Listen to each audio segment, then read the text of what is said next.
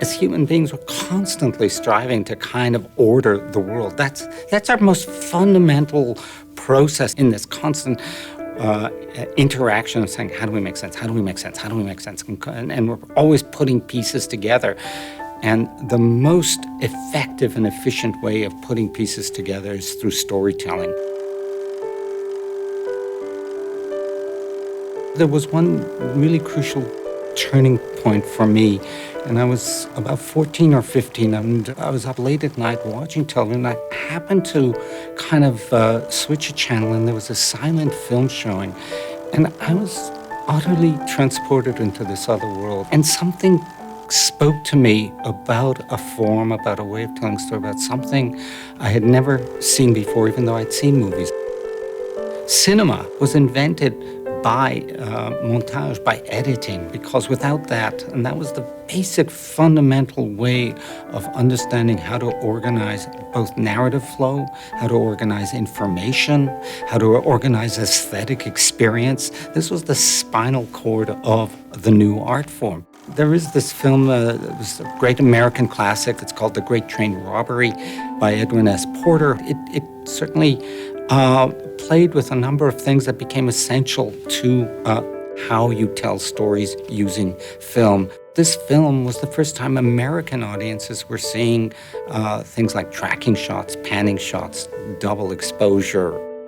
But to look at that now today and you say, my God, this is primitive and it's laughable. And yet it was fundamental in terms of restructuring a form of storytelling.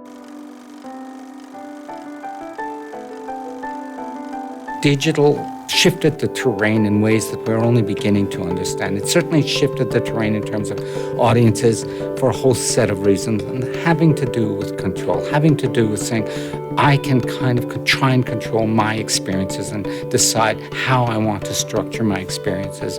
For example, we talked about montage as being central to the whole way you can tell a story.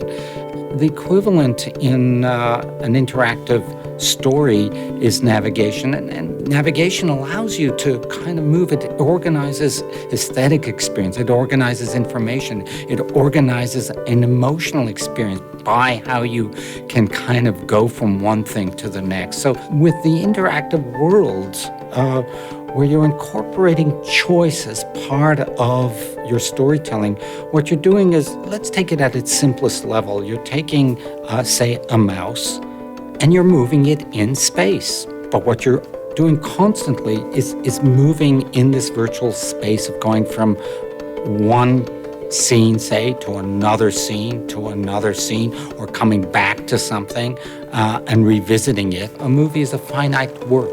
It begins, it ends, it's complete in and of itself. It's recreated every time an audience sits and watches it. That's when that magic happens, but in and of itself, it's finished. An interactive work may never be finished. There is no narrative without interaction. There is no way of kind of coming to a cinematic experiences that moves you without you constantly interacting, constantly kind of engaged with it. Can this form of art actually be a way of telling stories that engage emotionally, intellectually, artistically, aesthetically? And I think so. The impact and the power of it comes from the way audiences have seized hold of it. Innovation, to me, is something that emerges out of a deep necessity of finding a way of saying something that existing means don't allow you to. The exciting thing for me about all of this is that it is unknown, that we can't kind of chart and say, here's where we're going to end up, that we can't kind of predetermine the end results.